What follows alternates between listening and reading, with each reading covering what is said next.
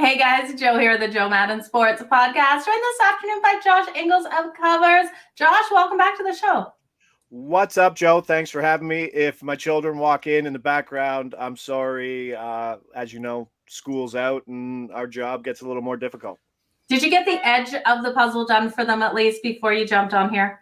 I had to, yeah, so they're out there doing a 250-piece puzzle. Tried to teach them about edges and corners, and they just think if they take the piece and put it to the pitcher, that it's going to be the same size, but they got a lot of work to do. They'll probably lose progression when I go out there. They probably, gone backwards since I've left them alone. But I don't know. I'm on holidays.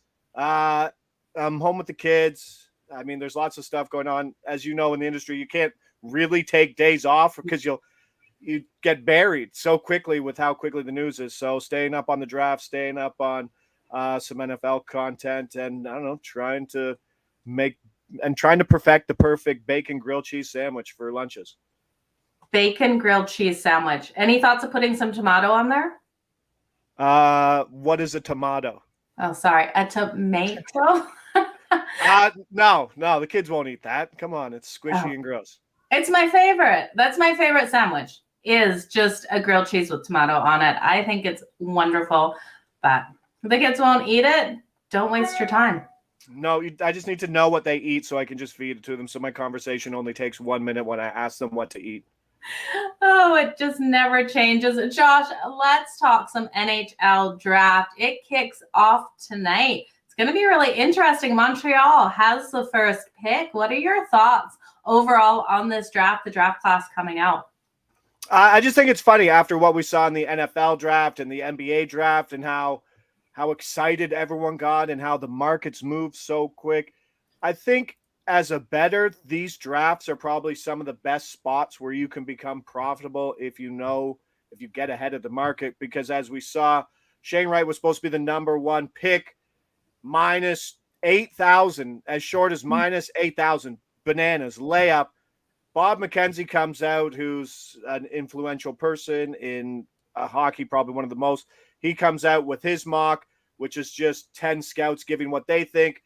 They have European winger Slafkovsky as number one. The market loses its mind because that's what the market does. Yeah. And then it moved to minus 200. And now we're seeing a little movement too. Shane Wright right now, minus 180. So that's the shortest he's been. But in saying that, Montreal, new front office, new GM, probably going to go with the safer pick here with Wright, who's been the number one consensus pick for a long time. But that hasn't stopped bettors from getting big numbers on guys like Slafkovsky at number one, plus 500, plus 600. So as a bettor, some of the best bettors that I know aren't guys who just jump on and play 5 games on an MLB slate. Yeah. These are guys who, okay, look at, here's some injury news. I'm going to this book. Did they move the line? Yes. Did I go to this book? Did they move the line? And then they find one of their 12 books that was slow to move a line and then hammer that line. And that's where we see professional money coming in on this draft. Nothing crazy on the juice side, but guys taking like 50-1 shots, 60-1 shots that have now moved to basically 10-1 shots. It's crazy, that much movement there. What are you liking? Are there any picks that you're giving out for this draft? Yeah, I gave out some picks on Tuesday on Twitter, but they've kind of, I feel pretty good. I got 5 of the 6 have moved in the way of the market, so I'm happy with those ones. There's a few plays. There's only so many markets in this NHL draft. Obviously, you can pick first overall, second overall, third overall, and fourth overall, but there are some over-under plays with some players available, and if you've never bet over-unders in drafts, the over means that they're going further down the list. So if it's over 12.5, you want 13, 14, 15, 16, and so on. And if it's under 12.5, you want that player to be picked 12, 11, 10, and shorter. So in saying that, there's a few on the longer ones. Most of these over-under player bets are picks between 5 and 15. So I got Brad Lambert under 21.5. That's still available at Unibet. It was plus 125 yesterday, minus 125 today. CoolBet has it at 19.5. So you see these discrepancies in books. And like I said, shopping around and having more outs is probably the best thing a bettor can do. But I mean, looking at guys like Bob McKenzie has him at 16. Other groups, FC Hockey has him at 9. High ceiling player. I mean, boom or bust type of player, best skater in the draft. All it takes is one team to fall in love with him. And between 20 and 1, I think someone takes him there. So still value there at minus 125. But I mean, just even if you have 3 books, you can shop around and find price discrepancies on it. So there's certainly some value to be had. Absolutely. You guys always shop those lines because it makes a difference. Make that much of a difference in one bet, but over the year with multiple bets, it's going to make a huge difference for you guys. Now we have to talk some NFL. Baker Mayfield. What are your thoughts on him going to the Carolina Panthers? Super Bowl odds didn't move. That's all you need to know about Baker Mayfield. So if you want to fight about Baker Mayfield, that's fine. He played injured all of last year after week 2. You can kind of wipe that away, but there's a pretty good end sample size of what he did before that, and he graded out as a below average quarterback. Completion percentages over expected, other things, passer rating as such. He had probably one of the best running O-lines, and if you as a quarterback can't work off some of the best running plays in football, then you're not a great quarterback. So I don't know. I would like an odds. Give me some odds that Baker Mayfield over under on starts. Yeah. Because you might be infatuated, but I could see Sam Darnold certainly starting some games if things go ugly. And I think they could, as I try to bring up the schedule, it gets ugly. So, oh no, that's Cleveland. So now that Cleveland's out of the way, they don't have to worry about it. Love Cleveland. Still love Cleveland. They have such an advantage this year. So one of the things you have to look at, the books are pricing this division. Cleveland plus 200, Baltimore plus 200, Cincinnati plus 200. Yeah. So it's one of the very few divisional races that have that price. Cleveland went 8-9 last year. Win total this year, 9.5, which might seem big off the top. Are you a Cleveland guy or you just hate Baker? I just hate Baker. I really do. I have no love for him, and I really do think Sam Darnold will end up with the starting role there. I really do think if they compete and they make them compete in the preseason and all the stuff before, I don't think we will see Baker Mayfield be the first starter for that first game. I really do. I don't have any faith in Baker Mayfield. Yeah, and nor did Cleveland. So, I mean, now that that's out of the way, I mean, obviously they still have Deshaun Watson to figure out, but if what everyone's kind of saying that the NFL wants to levy a big number and that they don't want him playing during the year while they kind of go through it. What's the word I'm looking for? He challenges the ruling. They don't want him playing that. So the schedule Cleveland has to start off the year is an absolute gem.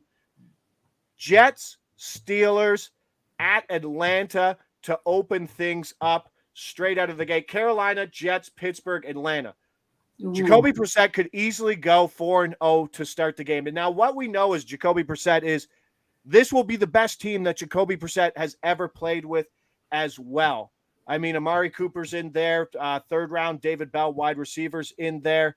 They lost center J.C. Treader, but 2020 fifth round rookie Nick Harris was good in 2021. Landry out, Hooper out, but the strength is still within this O-line and their running yards. This is going to be, I think, the second best team. I have them at 10-7, just behind Baltimore at 11-6. So they could still win the division. And then once Deshaun Watson comes back, the schedule gets pretty easy after the bye. So they go 8, bye at 9, and then Deshaun Watson could potentially come in and finish off a rather easy schedule. That's what I think of Cleveland. What's the exact number of games he's out? Who's that? Watson. I don't think they've levied the number on Watson. I think the NFL wants a pretty big number, though. But I don't know. It changes every day. News is coming out, so that's why. Yeah, I haven't seen a definitive of when he will get back on that field. So it's going to be a really interesting season. Who could you see taking it all this year? You got any sleepers? You got anyone that you're really thinking might have a better season than people think? I don't know. Like Cincinnati went to the dance last year with a win total of 6.5. I don't. I'm just starting to dig in. Yeah. Just dug into the AFCs. Just started digging to the AFC North. Like really heavily dig in. And I don't know. The first team I dug into was Buffalo. I probably shouldn't have dug into Buffalo. It's just they went 11-6 last year. They lost to some bad teams, and they went 0-5 in one-score games, which is terrible luck, as teams usually average about 50% in one-score games. Von Miller, Shaq Lawson, they've added. They're a little weaker in the secondary, but I mean they did lose offensive coordinator in Brian Daboll, but Ken Dorsey was the QB coach and the pass game coordinator, so the transition there should be pretty easy. I don't know. I have them over 11.5 wins, and anytime you're putting your money on over 11.5 wins, you kind of like them to go all the way. But I probably wouldn't be betting them at, I don't know, it's plus 600 right now to win everything. Not a huge future guy. I'm getting into win totals a little more this year. I think it's a better area. So I'd rather put my money on Buffalo over 11.5 wins right now than the daunting task, as we saw the variance that can exist in NFL playoffs. I mean, they were 15 seconds away from moving on. It was a tough offseason for Buffalo. Yeah. So if that coin toss went the other way, did they move on in your mind? Yeah, I think both of those defenses were just getting gas as that game went on, as both offenses just had the ability to move change and chunk yardage. So, I mean, we're still looking at the best offense, I think, in football. Stephon Diggs, Gabriel Davis is going to make a big jump. Isaiah McKenzie can make a big jump. OJ, they've added guys like even OJ Howard as their number 2 receiving tight end. They spent a second-round pick on James Cook, who's a great pass catcher, and Devin Singletary is a little more underrated than I think Buffalo fans or Buffalo doubters think. So there's a lot to like here. Obviously, I don't know. I'm not turning a new page. I'm not telling anything new, but I think Buffalo's just going to be great this year. They're number 1 defensive team in EPA dropback last year. So this team is solid on both sides of the ball. And with that luck, going 0-5 in one-score games and losing to bad teams, this team could really run the table in a division that I think Miami could stumble. If Tua falls on his face, I mean, new coach, new system, everybody, new receiver. If he can't get Tyreek the ball, I don't know. He's the bottom of the barrel in explosive plays. You're going to have to get big chunks of yards in this division, and I don't think Miami can do it. I like New England to finish second in that division. Okay. I don't know. Not New England. They didn't have a guy over 900 yards last year, but were one of the best point differential teams in all of football. Mac Jones. Can he play in the cold though? Can he really play in the cold? We saw that one game he struggled in the cold, but he did turn it around a couple of times. So with the running game that they're going to establish again this year, I think he can work off of that where they don't have to rely. This is also a New England team that probably doesn't play best by trailing. Mm-hmm. So absolutely they don't. So New England in itself, great against other teams. We saw in the playoffs that in their secondary and in their linebacking core, they're just not fast enough to keep up with Josh Allen when he gets out of that pocket. So they didn't do a lot to address that. So other teams, they might be able to lean on their strengths, but when it comes to getting past Buffalo, it's going to be tough to advance out of anything if they run into them. Absolutely. Josh, what is happening for you this week on Covers? This week I am off. I am off till Tuesday. Tomorrow I'll probably dig into another AFC division on my own time. I don't know, just trying to get the kids out of the house. I'm trying to be a normal human being outside of sports media and sports betting. But, like we said, we can't really get away from it because it buries you quickly. So the NHL draft will finish up tonight. NHL free agency opens up next week. So lots moving on there. And then this is really the time where you really start to dig into the NFL schedule. And then, of course, you in my situation, I can't stay away from MLB, so I have to follow that. So we'll have the release show at Covers with Derek Carty Tuesday, Wednesday, Friday coming back, and then I'll just be pumping out my normal content and game previews at Covers going in next week. I love it, Josh. Well, all the best with your next week. Enjoy the time at home with your kids. Good luck with that puzzle. 250 pieces is above my pay grade. I like the 12-piece ones. Yeah. For sure. Not a puzzle person over here. But Josh, where can everyone find you on socials? You can find me on Twitter at @covers_Josh. Starting my Instagram page, so I'm trying to collaborate with the paid guys at Covers to see our best approach for strategy for a 39-year-old man to jump onto Instagram and into that space and see which way it goes. So maybe you'll see something there. Other than that, reels, Josh, go with the reels. Is that the move? Yeah, like That's you, the move. yeah. Reels with trending sounds.